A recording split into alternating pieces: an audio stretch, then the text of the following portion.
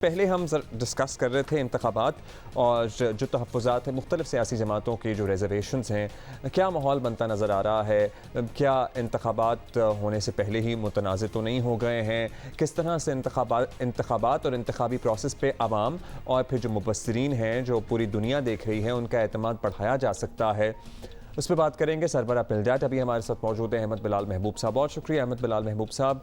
अहमद साहब, इंतखाबी मामलात से मुताल्लिक़ पाकिस्तान की सर्टनली एक तारीख़ तो है जो बज़ात ख़ुद बड़े तहफ़्फ़ुज़ात की वजह बनती है। अब तक जो आप देख रहे हैं, क्या गुज़श्ता इंतखाबात के मुकाबले में सूरत हाल बेहतर है, बदतर है, क्या है? बहुत शुक्रिया। मुझे हालात में कोई बड़ी तब्दीली नज़र नहीं आ रही। जिस तरह के हालात माजी के इंतखाबात में रहे हैं, ख़ासतौर पर 2018 के इंतखाबात में या फिर उससे पहले के कुछ इंतखाबात में, कमो पेश वैसी ही सूरत हाल है। इस दफ़ा कुछ मामलों में हो सकता है कि ज़रा ज़्यादा बुरे हालात हों और कुछ मामलात में ज़रा कम बुरे हालात हों, लेकिन ओवरऑल मुझे ये सूरत हाल बिल्कुल वैसी ही लग रही है जैसे माजी के इंतखाबात में रही है। अच्छा, लेवल प्लेइंग फील्ड ना, ये इस्तिलाह बड़ी आम हो चुकी है, सभी इस्तेमाल कर रहे हैं, डिमांड भी कर रहे हैं, लेकिन कोई ब्लैक एंड वाइट चीज़ तो है नहीं है। ज़ाहिर है कि इलेक्शन कमीशन को कुछ बेहतरी लानी होगी, इसमें कोई शक नहीं है। क्या हैं फौरी इक़दामात जिससे इंतखाबात के साफ शफाफ होने का तासुर कायम हो सके? देखिए, फौरी तौर पे तो कुछ चीज़ें तब्दील नहीं होती। हमारे यहाँ एक तवील मुद्दत के बाद एक निज़ाम बना हुआ है और वो निज़ाम के कुछ हिस्से तो बिल्कुल सही परफॉर्म कर रहे हैं। आइडियल तो नहीं है, लेकिन बाय एंड लार्ज वो ठीक परफॉर्म कर रहे हैं।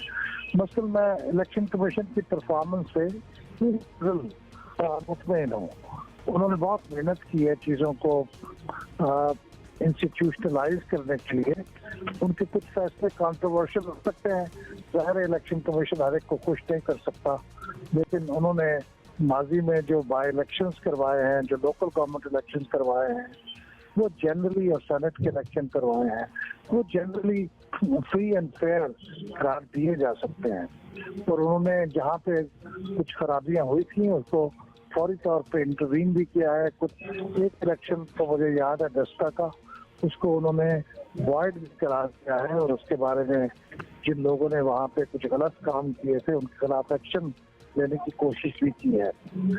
जिस चीज़ के अंदर मैं समझता हूँ बेहतरी की ज़रूरत है, वो हमारी अदालतें जिस तरह से बड़ी फौरी तौर पे इलेक्शन के मामलात में एक्शन ले लेती हैं इलेक्शन के प्रोग्राम के अनाउंस होने के बाद, वो शायद उसके ऊपर हमारी अदालतों को कुछ रेस्ट्रेन शो करना चाहिए। जब इलेक्शन प्रोग्राम का ऐलान हो जाए उस वक्त से लेके इंतखाबात के मैच के ऐलान तक इलेक्शन कमीशन को अपना काम करने देना चाहिए। को बहुत ही बड़ी सूरत हाल पैदा हो जाए तो फिर अदालतें उसके दरमियान में आए। लेकिन अब रिटर्निंग ऑफिसर के तबादले के मामलात में भी अगर हाई कोर्ट इन्वॉल्व हो जाएगी तो फिर वो इलेक्शन कमीशन काम नहीं कर सकेगा। मेरे ख्याल में किसी बड़ी रिफॉर्म की जरूरत नहीं है। जरूरत इस बात की है कि जो आइन में लिखा हुआ है, जो कानून में लिखा हुआ है, उसको इम्प्लीमेंट किया जाए, एनफोर्स किया जाए। हमारी कमजोरी एनफोर्समेंट में है। कानून और आइन में तो बहुत अच्छी चीजें लिखी हुई हैं।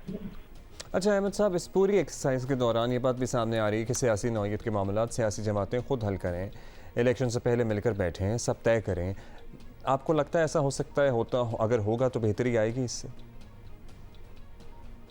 यकीनन। देखिए, ये सियासी जमातें का डायलॉग तो मुस्तकिल जारी रहना चाहिए।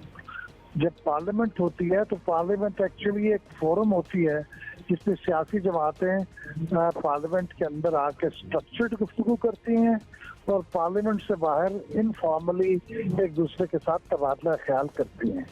खराबी तब पैदा होती है जब कोई सियासी जमात दूसरी सियासी जमातों से अपने आप को बालातर या अफजल समझे और बहुत आला समझे, और फिर दूसरी सियासी जमातों को चोर और डाकू समझे और उनके साथ बातचीत न करे। बातचीत का जब दरवाजा बंद होता है तो उससे खराबी पैदा होती है।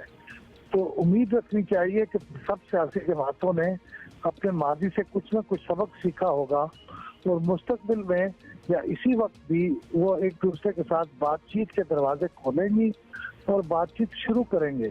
उसका इंतजार नहीं करना चाहिए कि इंतखाब होगा तो उसके बाद हम करेंगे। अभी भी बातचीत शुरू हो सकती है। शुरू में मुश्किल पेश आएगी, लेकिन अगर बातचीत शुरू हो जाएगी तो एक दूसरे को समझने का मौका मिलेगा और ये मसाइल जिसके सियासी पार्टियां दो चार हैं वो हल करने में मदद मिलेगी इससे बहुत ज़्यादा। बहुत शुक्रिया आपका अहमद बिलाल महबूब साहब पिलजाट से।